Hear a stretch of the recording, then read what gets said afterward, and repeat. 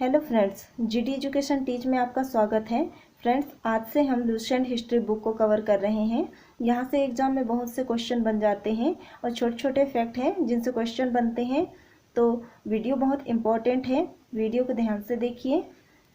चलिए वीडियो को शुरू करते हैं। तो सबसे पहले हम देखेंगे भारत का इतिहास। तो इसका सामान्य परिचय देख लेते हैं।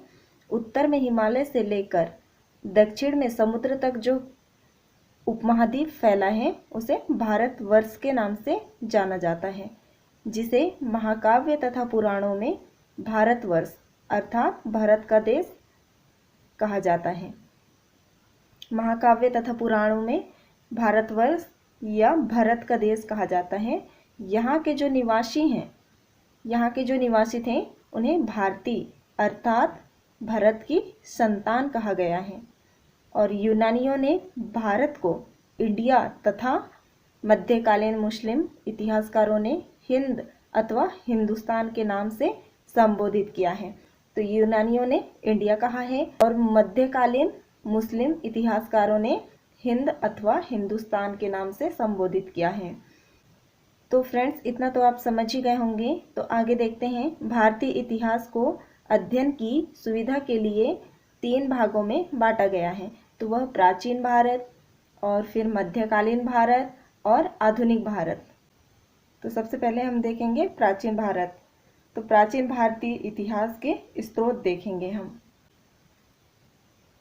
तो फ्रेंड्स, यहाँ पे सबसे पहले हम देखते हैं कि प्राचीन भारतीय इतिहास के स्रोत। तो प्राचीन भारतीय इतिहास के स्रोत कौन कौन से हैं यह देख लेते हैं। तो सबसे पहले हम देखेंगे, पहला है धर्म ग्रंथ, दूसरा है ऐतिहासिक ग्रंथ, तीसरा है विदेशियों का विवरण और चौथा है पुरातत्व संबंधी साक्ष्य। इन सभी से इतिहास के बारे में जानकारियां मिलती हैं।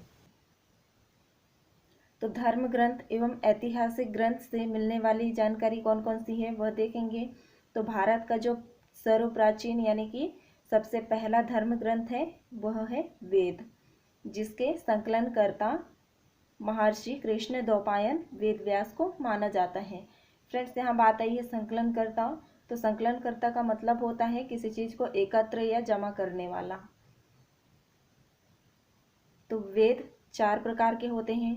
पहला है ऋग्वेद, दूसरा है यजुर्वेद, तीसरा है सामवेद और चौथा है अथर्ववेद।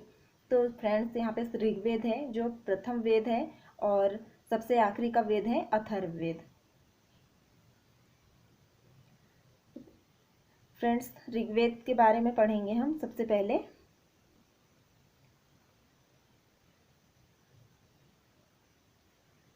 तो फ्रेंड्स, ऋग्वेद के बारे में पढ़ेंगे। ऋचाओं के क्रमबद्ध ज्ञान के संग्रह को ऋग्वेद कहा जाता है। तो यहाँ बात आई है ऋचा की। तो ऋचा का मतलब होता है श्लोक। इसमें 10 मंडल का मतलब अध्याय और 1028 सूक्त का मतलब होता है कोई ऋषि किसी मंत्र का उच्चारण करता है और जो एक लाइन में होता है शुरू से अंत तक, उसे सूक्त कहा जाता है। एवं 10,462 ऋचाएँ हैं। ऋचाएँ का मतलब तो श्लोक होता है। इस वेद के ऋचाओं के पढ़ने वाले जो ऋषि होते हैं उन्हें होर्त कहते हैं। इस वेद से आर्य के राजनीतिक प्रणाली एवं इतिहास के बारे में जानकारी मिलती है। नेक्स्ट है विश्वामित्र द्वारा रचित ऋग्वेद के तीसरे मंडल में सूर्य देवता सावित्री को समर्पित प्रसिद्ध गायत्री मंत्र है। तो फ्रेंड्स, यहाँ पे क्वेश्चन भी बन जाता है कि तीसरे मंडल का जो रचना किया है वह है विश्वामित्र और सूर्य देवता सावित्री को समर्पित प्रसिद्ध गायत्री मंत्र भी है। और फ्रेंड्स, यहाँ पर तीसरे मंडल पे पूछा जाएगा अगर तो गायत्री मंत्र किस मंडल पे है तो वह तीसरे मंडल पे है। इसके 9वें मंडल में देवता सोम का उल्लेख है।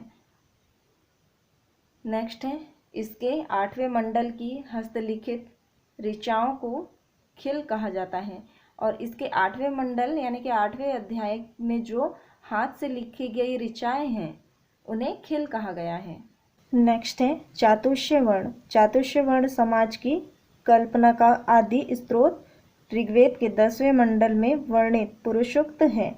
फ्रेंड्स, चातुष्य वर्ण का मतलब होता है 4 वर्ण, जिसके अनुसार 4 वर्ण ब्राह्मण, क्षत्रिय, वैश्य तथा शूद्र आदि पुरुष ब्रह्मा के क्रमशः मुख, भुजाओं, जंघाओं और चरणों से उत्पन्न हुए हैं। नोट है, धर्मसूत्र 4 प्रमुख जातियों की स्थितियों, व्यवसायों, दायित्वों, कर्तव्यों तथा विशेषाधिकारियों में स्पष्ट विभेद करता है। फ्रेंड्स, यहाँ पे एक नोट दिया है ईसा पूर्व एवं ईस्वी के बारे में। तो वर्तमान में प्रचलित ग्रेगोरियन कैलेंडर यानी ईसाई कैलेंडर या जूलियन कैलेंडर भी कहा जाता है, ईसाई धर्मगुरु ईसा मसीह के जन्म वर्ष पर आधारित है। ईसा मसीह के जन्म के पहले के जो समय है उसे ईसा पूर्व कहा जाता है या बिफोर क्राइस्ट कहा जाता है। और ईसा पूर्व में वर्षों की गिनती जो होती है वो उल्टी दिशा में होती है। जैसे महात्मा बुद्ध का जन्म हुआ था 563 ईसा पूर्व में और उनकी जो मृत्यु हुई थी 483 ईसा पूर्व में। मतलब ईसा मसीह के जन्म के 563 वर्ष पूर्व महात्मा बुद्ध का जन्म एवं 483 ईसा पूर्व में मृत्यु हुई थी। ईसा मसीह की जन्म तिथि से आरंभ हुआ सन ईस्वी सन कहलाता है और इसके लिए संक्षेप में ईस्वी लिखा जाता है। ईस्वी को लैटिन भाषा में एडी में भी लिखा जाता है। एडी यानी कि एनो डोमिनी का शाब्दिक अर्थ है in the year of Lord Jesus Christ. Friends, इसके आगे का वीडियो नेक्स्ट पार्ट पे मिलेगा। वीडियो अच्छी लगी हो तो लाइक कीजिए, शेयर कीजिए। चैनल पे अगर नए हैं तो सब्सक्राइब कीजिए। मिलते हैं नेक्स्ट वीडियो पे, तब तक के लिए धन्यवाद।